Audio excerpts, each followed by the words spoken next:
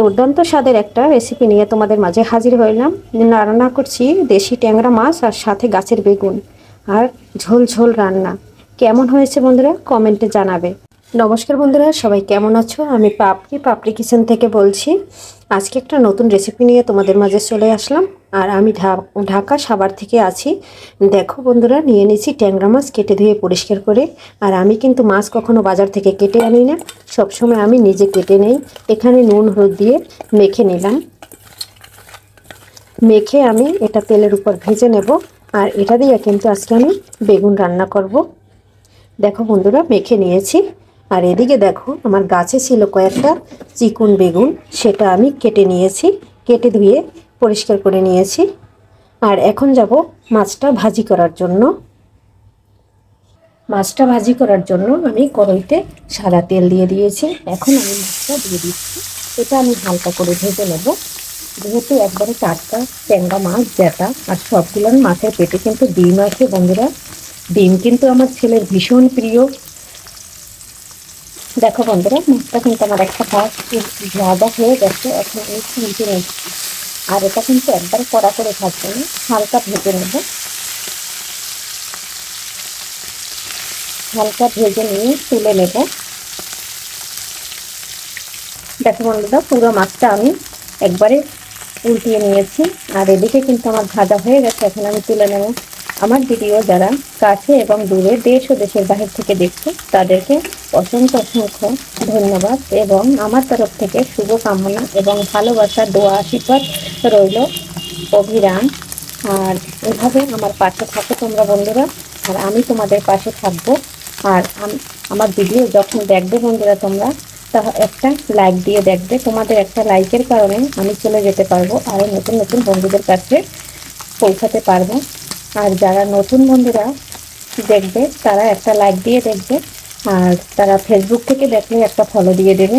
আর YouTube থেকে দেখলে একটা সাবস্ক্রাইব করে দেবে। এখন আমার মাছটা ভাজা হয়ে গেছে, তুলে নিচ্ছি। ফোড়নে দিয়ে দিচ্ছি গোটা জিরা, আর দিয়ে দিচ্ছি একটা তেজপাতা ছোট করে টুকরা করে। এখানে দিয়ে দেব আমি কিছুটা পেঁয়াজ ও কাঁচামরিচ কেটে রেখেছি, সেটা দিয়ে দিচ্ছি। আজকে আমি বাটা মশলা ব্যবহার করব না। এটা একটু নেড়েছে এর সাথে কষিয়ে নেব। দেখো বন্ধুরা, আমার কিন্তু এই মশলাটা কষানো হয়ে গেছে। এখন আমি এখানে দেখো বন্ধুরা, হলুদ মরিচ আর ধনিয়া জিরা সব একসাথে আমি একটু জলে গুলিয়ে দিয়েছি। এটা দিয়ে আমি সুন্দর করে কষিয়ে নেব। আর বন্ধুরা, দেশের অবস্থা খুবই খারাপ, টের পাচ্ছে যে মিছিল যাচ্ছে। আর আমি কিন্তু এদিকে রান্না করতেছি, আমার রাস্তার পাশেই বাসা। এখানে কিন্তু বন্ধুরা আমি লবণটা ব্যবহার করছিলাম না, এখন আমি স্বাদ অনুযায়ী লবণটা দিয়ে দিয়েছি। এখন এটা সুন্দর করে কষিয়ে নেব। দেখো বন্ধুরা, তেলটা কিন্তু ভেসে উঠেছে। এই পর্যায়ে কিন্তু কেটে রাখা বেগুনটা আমি দিয়ে দেবো। আর গাছে কিন্তু অল্পটা একটা বেগুন ছিল, তাই আমি সব ছিঁড়ে এনেছি। আসলে আমি একটু একটু সম্পূর্ণ ভিডিও কিন্তু আমি ক্যামেরায় দেখাই না। অফ ক্যামেরায় আমি অনেক কাজ করে নিই, যেহেতু আমার কোনো হেল্পিং হ্যান্ডিং নাই। আমি শুধু একাই বাসায়।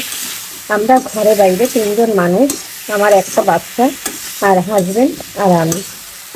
আর কারণ এভাবে আমি একা হাতে সব কিছু করে নেই, তো এর জন্য দেখা যায়। আর মোবাইল দিয়ে মূলত আমি ভিডিও করি, আসলে সব কিছু দেখানো সম্ভব না।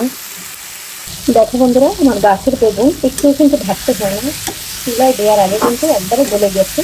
আর বাজার থেকে কিনে আনা বেগুনগুলো কিন্তু শক্ত শক্ত হয়ে থাকে। এখন আমি দিয়ে দেবো গরম জল। আমার বেগুনটা কষানো হয়ে গেছে।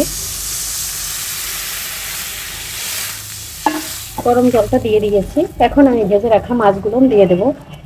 যেহেতু গরম জল, এটা হইতে অল্প সময় লাগবে। সম্পূর্ণ মাছগুলো আমি দিয়ে দিয়েছি। এখন একটু নেড়ে চেড়ে দেবো।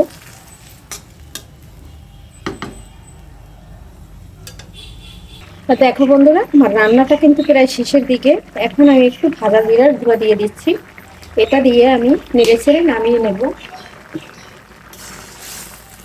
আর আজকে কিন্তু বন্ধুরা কম মশলা দিয়ে গাছের টাটকা বেগুন আর সাথে হইল ট্যাংরা মাছ সহজ সরল রেসিপি বানিয়ে নিলাম।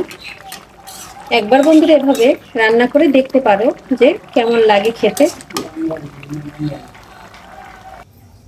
দেখো বন্ধুরা, নামিয়ে নিয়েছি আর আমার রান্না কিন্তু শেষ, দেখে বুঝতেই পারছো। আজকের ভিডিও বন্ধুরা এখানেই শেষ করছি, পরবর্তীতে দেখা হবে নতুন কোনো ভিডিও নিয়ে। এ পর্যন্ত সবাই ভালো থাকো, সুস্থ থাকো, শরীরের দিকে খেয়াল নাও, বেশি বেশি করে জল খাও আর একটু দেখে চলাফেরা করো। সবাইকে নমস্কার।